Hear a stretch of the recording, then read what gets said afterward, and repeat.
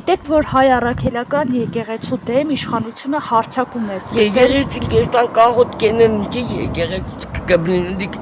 դիք ամոտ է, ամոտ բան է։ Շատ վատ քննադատական ունեմ, որովհետև կալանավորումը նրա համար, որ ժողովրդի միակ ապորան հայերեն հենարանը,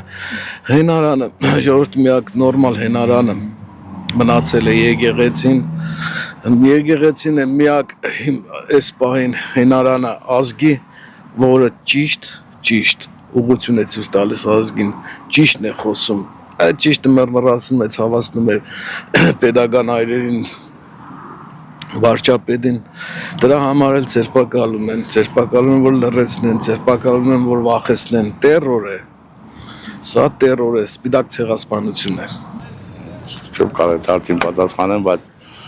հայ առաքելական եկեղեցին պիտի միշտ լինի քրիստոնյա ազգի կողքին, հայ ազգի կողքին,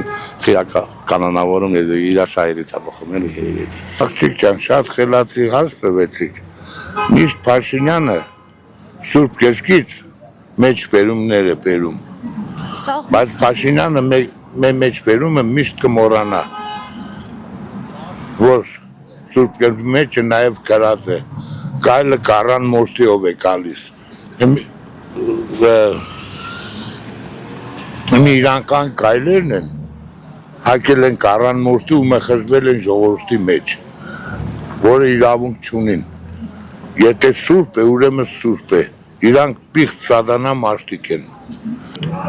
Ես սխալ եմ համարում աղջիկ ջան, այդ հոգևորականների կալանավորներն ու իրան, եթե մահանեն երեխա ունենալն է, խելացի մարդիկ են, թող երեխա ունենան, մեր երկիրը խելացի մարդիկ ծնվին, ինչ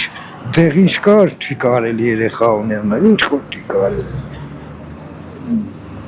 Կամ 100% համոզված են, որ այդ մարդը երեխա ունի։ Իմ կարծիքով էդիկ մեկ սխալ է։ Սխալ է դիք, սխալ բան է։ Ես ինքս հավատաց եմ մարդն, հիմա էլ կնում եմ եկեղեցի։ Ով ուզում է լինի, իմ կարծիքս չի փոխվի, և կարծիքս հաշվի առնող չկա։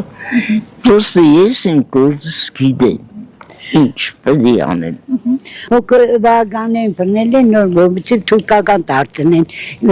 առաքելական եկեղեցի միշտ եղել է, միշտ պիտի մնա, ինքը մտել է եկեղեցին է, եթե ինքը բարի մարդ է, մենտորով ընչի կմնի եկեղեցի մարդ, եթե հարկված մարդ է, դու մենտորով եկեղեցին չկմնիս, որ սրբապղծես, այս արճակատման միակ նպատակը հայկական եկեղեցիների փակելն է, ենթարկել տալ Փաշիզադեի հրամաններին, ով հրամայեց, որ կարգադրեց, կարծիքարնեց, որ հայկական եկեղեցիները